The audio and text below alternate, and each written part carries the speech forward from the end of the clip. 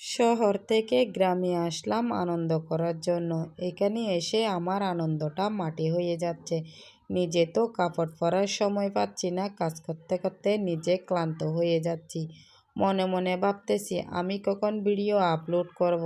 এখন তো video upload করার সময় চলে যাচ্ছে। এরপর রান্নার ফাঁকে ফাঁকে আমি ভিডিও বানার চেষ্টা করতেছি। এদিকে আমার শাশুড়ি এসে বলতেছে, তুমি কি রান্না করতেছো নাকি মোবাইল টিপতেছো? এখন কি মোবাইল টিপার সময়? আসলে এর কি সমস্যা আমি কিছু বুঝতেছি না। আমি যদি কাজ না করে মোবাইল টিপতাম তাহলে আমাকে বলতে পারতো। আমি তো দুইটা কাজ একসাথে করতেছি। আসলে কি সব শাশুড়িরা একরকম? আমাকে একটু বলবেন। আসলে আমার বাসায় একা থাকতে থাকতে কেউ যদি আমাকে ধমক দিয়ে কথা বলে, এটা আমার শুনতে ভালো লাগে না। ভাবতেছি আজকের দিনটা কেটে গেলে কালকে আমার স্থানে আমি চলে যাব।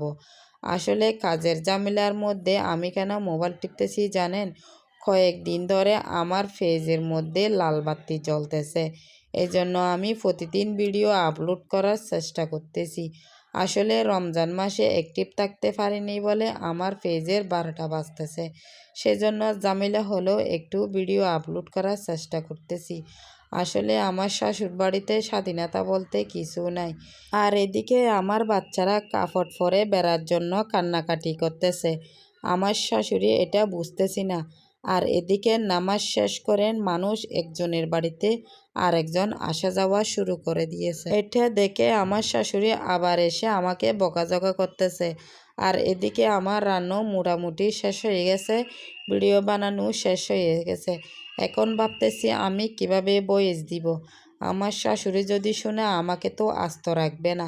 যাক, আজকে ভিডিও আপলোড করব না, সন্ধ্যার টাইমে ভিডিও আপলোড করব।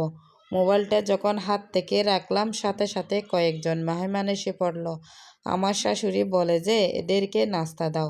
নাস্তা দিতে দিতে আমার যে কখন টাইম শেষ হয়ে গেছে আমি নিজেও বুঝতেছি না। ও হ্যাঁ, ভুলে গেছি, আপনাদেরকে তো বলি নাই আমি কিভাবে ভয়েস দিয়েছি। ঘরের ভিতর দরজা জানলা বন্ধ করে ভয়েস রেকর্ড করি। রেকর্ড যখন শেষ হয় ঘর থেকে বের হলাম। আমার শাশুড়ি বলতেছে, তুমি এতক্ষণ কি করতেছো ওখানে? আমি বলতেছি আমার বাচ্চাকে ঘুম পাড়াচ্ছি। তাহলে তাড়াতাড়ি এসো, আমি কাজ করতে করতে হাঁপিয়ে গেছি। উনি শাশুড়ি বলে কাজ করতে করতে হাঁপিয়ে গেছে, আর আমি ছেলের বউ বলে সব কাজ আমি করি, আমি কোনো হাঁপিয়ে যাই নাই। এরকম শাশুড়ি কার কার আছে আমাকে জানাবেন। আসলে ঠিকমতো ভিডিও আপলোড করতে পারি নাই ঈদের দিন, কাজের ঝামেলায় বেশি ছিল সেজন্য। আমার ঠান্ডা লেগেছে তাই ভয়েস একটু খারাপ হয়েছে।